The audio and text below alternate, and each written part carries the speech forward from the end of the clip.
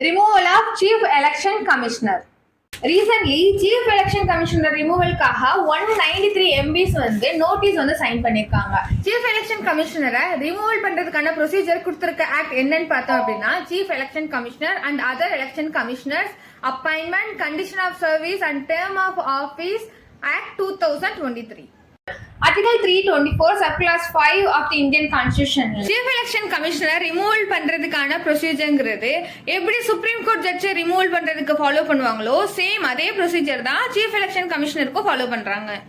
First பார்லிமெண்ட்ல chief election கமிஷனை remove பண்றதுக்கான மோஷனை 100 MPs ஃப்ரம் லோக்சபாவும் 50 MP வந்து ராஜ்யசபாவிலே சைன் பண்ணணும். சைன் பண்ணி அதை பார்லிமெண்ட்ல இன்ட்ரடியூஸ் பண்ணிட்டாங்க அப்படின்னா ஸ்பீக்கர் ஆர் சேர்மன் அதை அட்மிட்டும் பண்ணலாம், அதை வந்து கேன்சலும் பண்ணலாம். ரெண்டு பவருமே ஸ்பீக்கர் அண்ட் சேர்மனுக்கு இருக்கு.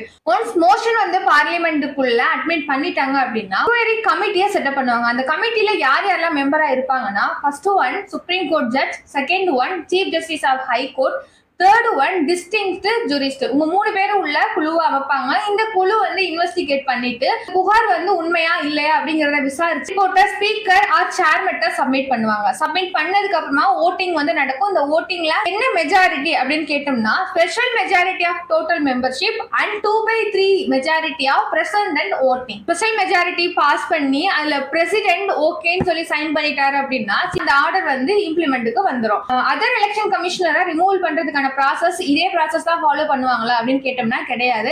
அவங்கள ரிமூவ் பண்றதுக்கு பிரசிடென்ட் ஆர்டர் மூலமா பண்ணுவாங்க வித் சீஃப் எலெக்ஷன் கமிஷனரோட கன்சென்டோட. Removal of chief election commissioner.